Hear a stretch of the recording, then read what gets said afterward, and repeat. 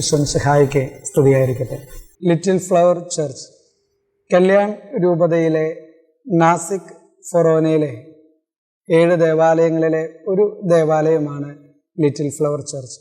ഇത് സ്ഥിതി ചെയ്യുന്നത് നാസിക്കിലെ മഹാത്മാനഗർ എന്ന് പറയുന്ന സ്ഥലത്താണ് ഈ ഇടവക ദേവാലയം സ്ഥിതി ചെയ്യുന്നത്. ഏതൊരു ഇടവക ദേവാലയത്തിനും അതിൻ്റേതായ ഒരു കുഞ്ഞ് ചരിത്രം ഉണ്ടായിരിക്കും.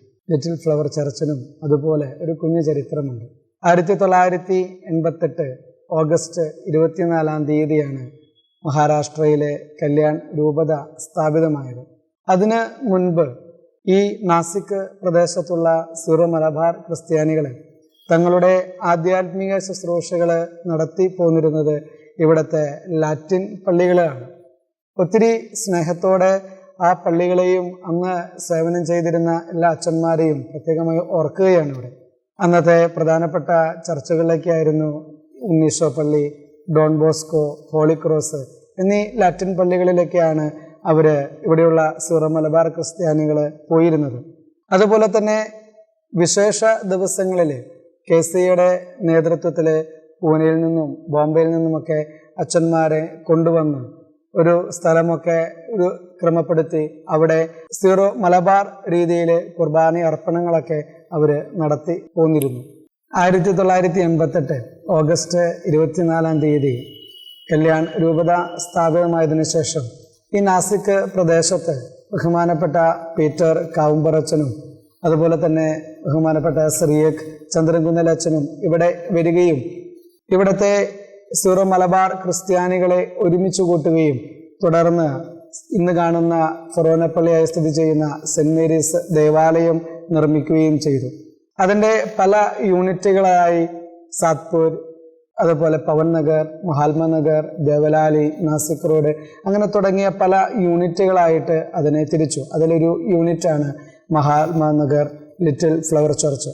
അന്ന് ഇവിടെ ഉണ്ടായിരുന്ന ഈ മഹാത്മാനഗർ പ്രദേശത്ത് താമസിച്ചിരുന്ന സിറോ മലബാർ ക്രിസ്ത്യാനികൾ എല്ലാവരും ഒരുമിച്ച് കൂടുകയും തങ്ങളുടെ സ്വർഗീയ മധ്യസ്ഥയായി ലിറ്റിൽ ഫ്ലവറിനെ തിരഞ്ഞെടുക്കുകയും ചെയ്തു. അന്ന് ഇവിടെ താമസിച്ചിരുന്ന ഈ മഹാത്മാനഗർ പ്രദേശത്ത് താമസിച്ചിരുന്ന സിറോ മലബാർ ക്രിസ്ത്യാനികളെ ഓരോ ഭവനങ്ങളിൽ ഒന്നിച്ചുകൂടുകയും ബഹുമാനപ്പെട്ട അച്ഛന്മാർ വന്ന് അവിടെ ബലിയർപ്പണമൊക്കെ നടത്തി വരികയും ചെയ്തു. തുടർന്നുള്ള കാലങ്ങളിൽ ഇന്ന് ഇവിടെ സ്ഥിതി ചെയ്യുന്ന ഉർസുലൻ സിസ്റ്റേഴ്സ് നടത്തുന്ന കിൽബിൽ സ്കൂളിൽ പെർമിഷൻ ചോദിക്കുകയും ബഹുമാനപ്പെട്ട സിസ്റ്റേഴ്സ് ഏറെ സ്നേഹത്തോടെ ഇവരെ സ്വാഗതം ചെയ്യുകയും ഇവർക്ക് വേണ്ട എല്ലാ സൗകര്യങ്ങളും ഒരുക്കി കൊടുക്കുകയും ചെയ്തു. അന്നു മുതൽ 15 വർഷത്തോളം ഇവിടെ താമസിച്ചിരുന്ന സീറോ മലബാർ ക്രിസ്ത്യാനികൾ അവിടെ പോവുകയും അവിടെ ബലിയർപ്പണം നടത്തുകയും തങ്ങളുടെ ആത്മീയ ശുശ്രൂഷകളൊക്കെ നടത്തി വരികയും ചെയ്തു. രൂപത സ്ഥാപിതമായതിനു ശേഷം അന്നു മുതലുണ്ടായിരുന്ന എല്ലാ അച്ഛന്മാരും ഇവിടെ ഒരു ദേവാലയം നിർമ്മിക്കുന്നതിന് വേണ്ട സ്ഥലം അന്വേഷിക്കുകയും അതിനുവേണ്ടി ആത്മാർത്ഥമായി പ്രയത്നിക്കുകയും ചെയ്തു. ഈ അവസരത്തിൽ ഓരോ അച്ഛന്മാരെയും ഏറെ സ്നേഹത്തോടെ ഓർക്കുകയാണ്. അതിൽ പ്രധാനപ്പെട്ടത് ബഹുമാനപ്പെട്ട ഷിബു പുളിക്കലച്ചൻ. അച്ഛൻ ഒത്തിരി സ്ഥലങ്ങൾ നോക്കി ഒരു സ്ഥലം മേടിക്കുകയും തുടർന്ന് പലവിധ കാരണങ്ങൾ കൊണ്ട് അത് ഉപേക്ഷിക്കേണ്ടി വരികയും ചെയ്തു. അതിനുശേഷം വന്ന ബഹുമാനപ്പെട്ട മാത്യു മൂത്താശ്ശേരിയച്ചൻ 2007 ഇന്ന് ഈ കാണുന്ന ഈ സ്ഥലം മേടിക്കുകയും ഇവിടെ ദേവാലയം നിർമ്മിക്കാമെന്ന് തീരുമാനിക്കുകയുമൊക്കെ ചെയ്തു.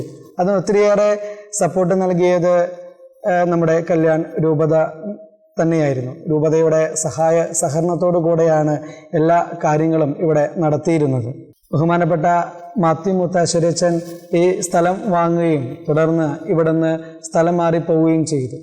അതിനുശേഷം വന്ന ബഹുമാനപ്പെട്ട ഫ്രാൻസിസ് പെരുമാടനച്ചൻ ഈ സ്ഥലത്ത് ഈ മനോഹരമായ ദേവാലയം നിർമ്മിക്കുന്നതിന് വേണ്ട തറക്കല്ല് ഇടുകയും 2007 ജൂൺ 23 തറക്കല്ലിടുകയും 2008 ഒക്ടോബർ 5 അഭിമന്യ മാർ തോമസ് ലിവനാൽ പിതാവ് ഈ മനോഹരമായ ദേവാലയം കൂദാശ ചെയ്ത് ദൈവജനത്തിന് തങ്ങളുടെ ആത്മീയ ശുശ്രൂഷ നിർവഹിക്കുന്നതിന് വേണ്ടി കൊടുക്കുകയും ചെയ്തു. അന്നു മുതൽ ഈ ദേവാലയത്തിൽ ഇവിടെ ഈ പ്രദേശത്ത് താമസിച്ചിരുന്ന സീറോ മലബാർ ക്രിസ്ത്യാനികൾ നിശ്ചയിക്കപ്പെട്ട ദിവസങ്ങളിൽ ഇവിടെ ഒരുമിച്ച് കൂടുകയും വിശുദ്ധ ബലിയർപ്പണം നടത്തുകയും തങ്ങളുടെ മറ്റ് എല്ലാ ആത്മീയ ശുശ്രൂഷകളും നടത്തി വരികയായിരുന്നു. 2010 വരെ ഈ ദേവാലയം നാസിക് സിറ്റിയിൽ സ്ഥിതി ചെയ്യുന്ന സെൻറ് മേരീസ് ദേവാലയത്തിൻ്റെ ഒരു യൂണിറ്റായിട്ട് തന്നെയാണ് പ്രവർത്തിച്ചിരുന്നത്. അവിടെ താമസിച്ചു വന്നിരുന്ന അച്ഛന്മാരാണ് ഇവിടെ വന്ന് ഇവരുടെ ഈ പ്രദേശത്ത് താമസിക്കുന്ന ക്രിസ്ത്യാനികളുടെ സീറോ മലബാർ ക്രിസ്ത്യാനികളുടെ എല്ലാ ആധ്യാത്മിക കാര്യങ്ങളും നിർവഹിച്ചിരുന്നത്. 2010 വരെ അതങ്ങനെ ഏറ്റവും നല്ല രീതിയിൽ തന്നെ തുടർന്നു വന്നിരുന്നു. ഈ ഇടവക ദേവാലയം കൂദാശ ചെയ്തത് അന്നു മുതൽ ഇവിടെ താമസിച്ചിരുന്ന ദൈവജനം ആഗ്രഹിച്ച് പ്രാർത്ഥിച്ചിരുന്ന ഒരു കാര്യമായിരുന്നു തങ്ങൾക്ക് സ്വന്തമായി ഒരു വികാരിയച്ഛനെ. 2010 വരെ സെൻറ് മേരീസ് ഫൊറോന ചർച്ചിൽ ഉള്ള ബഹുമാനപ്പെട്ട അച്ഛന്മാരാണ് ഇവിടെ വന്ന് ഇവർക്ക് വേണ്ട എല്ലാ കാര്യങ്ങളും ചെയ്തു കൊടുത്തിരുന്നത്. 2010 വരെ ഈ ഇടവക ദേവാലയം നാസിക് സെൻറ് മേരീസ് ഫൊറോന ചർച്ചിൻ്റെ ഒരു യൂണിറ്റായിട്ടാണ് പ്രവർത്തിച്ചിരുന്നത്. 2010 ഇവരുടെ ആഗ്രഹങ്ങളും സ്വപ്നങ്ങളും പൂവണിയുകയാണ്. ഈ ലിറ്റിൽ ഫ്ലവർ ദേവാലയം ഒരു ഇടവക ദേവാലയമായിട്ട് പ്രഖ്യാപിക്കുകയും 2010 സെൻറ് മേരീസ് പള്ളിയിലെ കൊച്ചച്ഛനായിരുന്ന ബഹുമാനപ്പെട്ട ബിനോയ് കണ്ണനായിക്കലച്ചൻ ഇവരുടെ ഈ ദേവാലയത്തിൻ്റെ ആദ്യത്തെ വികാരിയച്ഛനായിട്ട് നിയമിതനാകുകയും ചെയ്തു. അച്ഛൻ ഈ ഇടവക ദേവാലയത്തിൻ്റെ ചുമതല മാത്രമല്ല ഉണ്ടായിരുന്നത്, അടുത്തുള്ള Saint Peter church Satpur, Saint Joseph church Pawan Nagar എന്നീ ഇടവക ദേവാലയങ്ങളുടെയും വികാരിയച്ഛനായിട്ടാണ് നിയമിതനായത്. ഈ 3 ദേവാലയങ്ങളുടെയും എല്ലാ കാര്യങ്ങളും അച്ഛൻ നടത്തിയിരുന്നത് ലിറ്റിൽ ഫ്ലവർ ചർച്ച് മഹാത്മനഗർ ഇടവക ദേവാലയത്തിൽ താമസിച്ചുകൊണ്ടായിരുന്നു. ബഹുമാനപ്പെട്ട ബിനോയ് കണ്ണനായിക്കലച്ചന് ശേഷം ബഹുമാനപ്പെട്ട ജോസഫ് ചാലിശ്ശേരി അച്ഛൻ ഈ ഇടവകയുടെ വികാരിയച്ഛനായിട്ട് സ്ഥാനമേൽക്കുകയും തുടർന്ന് ബഹുമാനപ്പെട്ട ഫ്രാൻസിസ് കൊമ്പനച്ചൻ സ്ഥാനമേൽക്കുകയും അതിനുശേഷം ബഹുമാനപ്പെട്ട ജൻസൺ പുറത്തുരച്ചൻ, ബഹുമാനപ്പെട്ട ഫ്രാങ്ക്ലിൻ ചെറുവത്തൂരച്ചൻ ഈ ഇടവക ദേവാലയത്തിൻ്റെ വികാരിയച്ഛന്മാരായിട്ട് സേവനമനുഷ്ഠിക്കുകയും ഈ ദൈവജനത്തിന് വേണ്ടി വികാരിയച്ഛന്മാരെല്ലാവരും ആത്മാർത്ഥമായിട്ട് പ്രാർത്ഥിക്കുകയും പ്രവർത്തിക്കുകയും തീക്ഷ്ണതയോടുകൂടെ പ്രാർത്ഥിക്കുകയും ചെയ്ത വികാരിയച്ഛന്മാരായിരുന്നു. ഒത്തിരി സ്നേഹത്തോടെ അവരെല്ലാവരെയും നന്ദിയോടുകൂടെ ഓർക്കുകയാണ്. ബഹുമാനപ്പെട്ട ഫ്രാങ്ക്ലിൻ ചെറുവത്തൂരച്ചന് ശേഷം 2022 മെയ് 18 ഞാൻ ഷിജോ കൂത്തൂരച്ചൻ ഈ ഇടവക ദേവാലയത്തിൻ്റെ വികാരിയച്ഛനായിട്ട് നിയമിതനായി. അന്നു മുതൽ ഈ ദൈവജനത്തിൻ്റെ എല്ലാ ആധ്യാത്മിക കാര്യങ്ങളും ദൈവാനുഗ്രഹത്താൽ നോക്കി നടത്തിക്കൊണ്ടിരിക്കുന്നു. 2022 ഒക്ടോബർ മാസത്തിൽ ഇടവക മധ്യസ്ഥയായ വിശുദ്ധ കൊച്ചുത്രേസ്യയുടെ തിരുനാളിനോടനുബന്ധിച്ച് ഈ ദേവാലയത്തിൻ്റെ റിനോവേഷൻ നിർമ്മാണങ്ങൾ നടക്കുകയും മനോഹരമായ മാതാവിൻ്റെ ഒരു ഗ്രോട്ടോ നിർമ്മിക്കാനും അത് അഭിമന്യ പിതാവിലൂടെ കുദാശ ചെയ്ത് ഈ ദൈവജനത്തിന് സമർപ്പിക്കാനായിട്ട് സാധിച്ചു. ഈ ഇടവക ദേവാലയത്തിൽ 28 കുടുംബങ്ങൾ അടങ്ങുന്നതാണ്. യൂണിറ്റുകളായിട്ട് തിരിക്കാനായിട്ടുള്ളൊരു ഭവനങ്ങൾ ഇല്ലാത്തതുകൊണ്ട് ഒരു യൂണിറ്റായിട്ടാണ് ഇത് നിലനിൽക്കുന്നത്. മറ്റ് ഏതൊരു ദേവാലയത്തിലും ഉള്ളതുപോലെ എല്ലാ സംഘടനകളും മറ്റു കാര്യങ്ങളൊക്കെ ഈ ഇടവക ദേവാലയത്തിലുമുണ്ട്. പാരിഷ് കൗൺസിൽ മെമ്പേഴ്സ്, അതുപോലെ തന്നെ മാതൃസംഘം, പിതൃവേദി, യുവജനങ്ങളുടെ കൂട്ടായ്മ, കൊയർ, ഓൾട്ടർ ബോയ്സ്, കാറ്റഗിസം തുടങ്ങിയ എല്ലാ സംഘടനകളും ഏറ്റവും ആത്മാർത്ഥതയോടെ ഈ ഇടവക ദേവാലയത്തിന് വേണ്ടി പ്രവർത്തിക്കുകയും പ്രാർത്ഥിക്കുകയും ചെയ്തു വരികയാണ്. ഏകദേശം 18ഓളം മെമ്പേഴ്സാണ് പാരിഷ് കൗൺസിൽ കൂട്ടായ്മയിലുള്ളത്. അവർ ഈ ഇടവകയുടെ എല്ലാ ഭൗതിക കാര്യങ്ങളിലും ആധ്യാത്മിക കാര്യങ്ങൾക്കും നേതൃത്വം കൊടുക്കാനായിട്ട് മുൻനിരയിലുണ്ട്. ഇടവകയുടെ തിരുനാളും മറ്റ് ആഘോഷങ്ങളും മറ്റ് നിർമ്മാണ പ്രവർത്തനങ്ങളൊക്കെ ഏറ്റവും ഉത്തരവാദിത്തോടുകൂടെ നിർവഹിച്ചു വരികയാണ് ഇവിടുത്തെ പാരിഷ് കൗൺസിൽ കൂട്ടായ്മ. അതുപോലെ തന്നെ ഇടവകയുടെ മറ്റൊരു പ്രധാനപ്പെട്ട സംഘടനയാണ് മാതൃസംഘം. എല്ലാ മാസത്തിലൊരിക്കൽ നിശ്ചയിക്കപ്പെട്ട ദിവസം അവർ ഈ ദേവാലയത്തിൽ ഒരുമിച്ച് കൂടുകയും തങ്ങൾക്ക് എന്താണ് ഈ ഇടവകയ്ക്ക് ചെയ്യാനായിട്ട് പറ്റുക എന്ന് ആലോചിക്കുകയും അത് പ്രാവർത്തികമാക്കുകയും ചെയ്തു വരികയാണ്.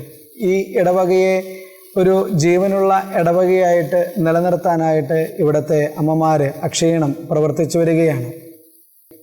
അതുപോലെ തന്നെ മറ്റൊരു പ്രധാനപ്പെട്ട സംഘടനയാണ് പിതൃവേദി. അവരും മാസത്തിലൊരിക്കൽ ഒരുമിച്ച് കൂടുകയും തങ്ങൾക്കും ഈ ഇടവകയ്ക്ക് വേണ്ടി എന്താണ് ചെയ്യാൻ പറ്റുക, അല്ലെങ്കിൽ മറ്റ് ചാരിറ്റി പ്രവർത്തനങ്ങളൊക്കെ ചെയ്ത് എങ്ങനെയാണ് ഈ ദൈവരാജ്യം മറ്റുള്ളവർക്ക് പകർന്നു കൊടുക്കാനായിട്ട് പറ്റുക എന്നൊക്കെ ഡിസ്കസ് ചെയ്യുകയും അതൊക്കെ പ്രാവർത്തികമാക്കുകയും ചെയ്ത് ഈ ഇടവകയുടെ അവിഭാജ്യ ഘടകമായി പിതൃവേദി സംഘടന പ്രവർത്തിച്ചു വരികയാണ്. മാതൃസംഘം തങ്ങളുടെ സ്വർഗീയ മധ്യസ്ഥയായ പരിശുദ്ധ അമ്മയുടെ തിരുനാള് സെപ്റ്റംബർ 8-ാം തീയതി ആഘോഷിക്കുകയും അന്നേ ദിനം തന്നെ അവരുടെ മാതൃദിനമായിട്ട് ആഘോഷിക്കുകയും ചെയ്തു വരുന്നു. അപ്പച്ചന്മാർ തങ്ങളുടെ സ്വർഗീയ മധ്യസ്ഥനായ വിശുദ്ധ യൂസഫ് പിതാവിൻ്റെ തിരുനാൾ മാർച്ച് 19-ാം തീയതി ഏറ്റവും ആഘോഷപൂർവ്വം കൊണ്ടാടി വിശുദ്ധൻ്റെ മാധ്യസ്ഥത്താൽ അവർ ഈ ഇടവകയ്ക്ക് വേണ്ടി എല്ലാ കാര്യങ്ങളിലും വ്യാപൃതരായിരിക്കുകയാണ്. ഈ ഇടവക ദേവാലയത്തിലെ വിശുദ്ധ ബലിയർപ്പണത്തിലും മറ്റ് ആരാധന ശുശ്രൂഷകളിലും പങ്കെടുക്കുന്ന ദൈവജനത്തെ ഏറ്റവും ആധ്യാത്മിക അനുഭൂതിയിലേക്ക് വളർത്തുന്നവരാണ് ഇവിടുത്തെ കൊയർ മെമ്പേഴ്സ്. എല്ലാ വിശുദ്ധ ബലിയർപ്പണങ്ങളിലും മനോഹരമായി ഗാനങ്ങൾ ആലപിച്ച് മാലാഖമാരെ പോലെ മറ്റുള്ളവരെ ദൈവസ്തുതി ആലപിക്കാനായിട്ട് അവരെ സഹായിച്ചു വരികയാണ് ഇവിടുത്തെ കൊയർ മെമ്പേഴ്സ്. അതുപോലെ തന്നെ ഓൾട്ടർ ബോയ്സ്, അവരും എല്ലാ ആരാധനാ ശുശ്രൂഷകളിലും പ്രത്യേകിച്ച് വിശുദ്ധ ബലിയർപ്പണങ്ങളിലും ആത്മാർത്ഥതയോടെ തീക്ഷ്ണതയോടെ അവർ പങ്കെടുത്തു വരികയാണ്. അതുപോലെ തന്നെ ഇടവകയുടെ ഏറ്റവും പ്രധാനപ്പെട്ട ഒരു ഡിപ്പാർട്ട്മെൻറ്റാണ് കാറ്റഗിസം ഡിപ്പാർട്ട്മെൻറ്റ്. ഈ ഇടവകയിലെ 15 കാറ്റഗിസം കുട്ടികളാണ് പഠിക്കുന്നത്.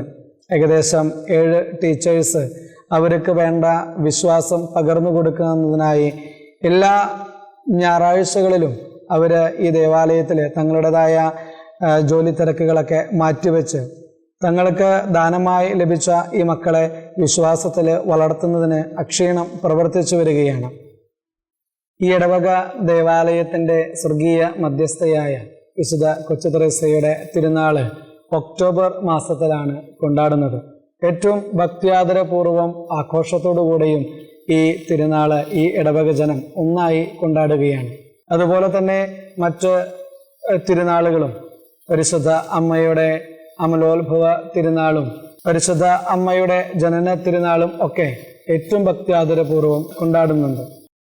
ഈ ഇടവക ദേവാലയത്തിലെ ആഴ്ചയിൽ 2 ദിവസമാണ് വിശുദ്ധ ബലിയർപ്പണം നടക്കുന്നത്, വ്യാഴാഴ്ചയും ഞായറാഴ്ചയും. വ്യാഴാഴ്ച വൈകുന്നേരം 6:30 മണിക്ക് കൊന്തയും ആരാധനയും 7 മണിക്ക് വിശുദ്ധ ബലിയർപ്പണവും അതിന് ശേഷം വിശുദ്ധ കൊച്ചു ത്രേസ്യയുടെ നൊവേനയും ചൊല്ലി പ്രാർത്ഥിക്കുന്നു.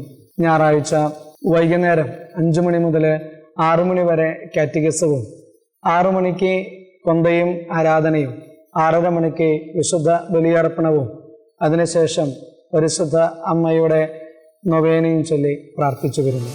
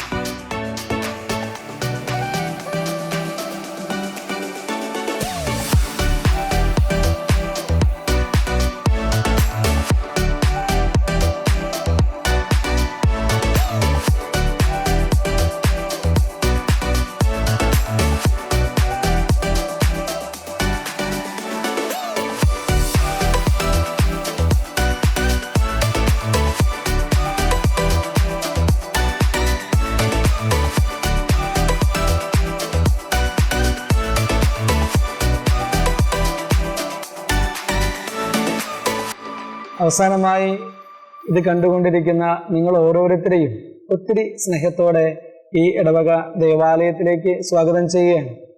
ഈ ദേവാലയത്തിൽ വരികയും വിശുദ്ധ കൊച്ചു ത്രേസ്യയുടെ മാധ്യസ്ഥം തേടി അനുഗ്രഹങ്ങൾ പ്രാപിക്കാനുമായി നിങ്ങൾ ഓരോരുത്തരെയും ഏറെ സ്നേഹത്തോടെ ഈ ദേവാലയത്തിലേക്ക് ക്ഷണിക്കുകയാണ്. ഈ ദേവാലയത്തിലേക്ക് എത്തിച്ചേരാനായിട്ട് നാസിക് റോഡ് റെയിൽവേ സ്റ്റേഷനിൽ നിന്നും ഏകദേശം 18 കിലോമീറ്റർ മാറിയാണ് ഈ ദേവാലയം സ്ഥിതി ചെയ്യുന്നത്.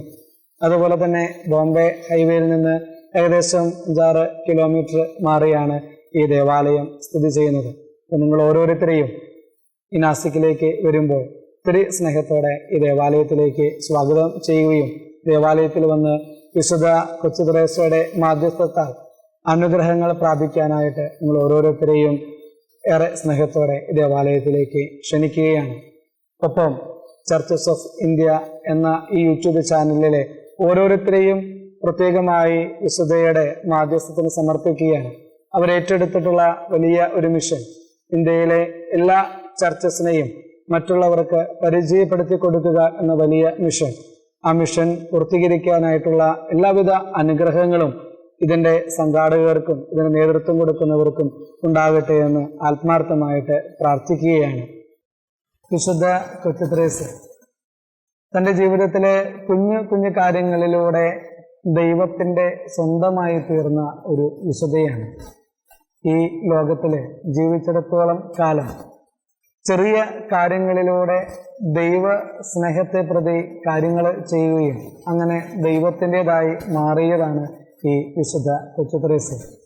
സ്നേഹമുള്ളവരെ, ഞാനും നിങ്ങളുമൊക്കെ ഒരു വിശുദ്ധനും വിശുദ്ധയുമൊക്കെ ആകാനായിട്ട് ആഗ്രഹിക്കുന്നുണ്ടെങ്കിൽ വലിയ കാര്യങ്ങളുമൊന്നും ചെയ്യണമെന്നില്ല.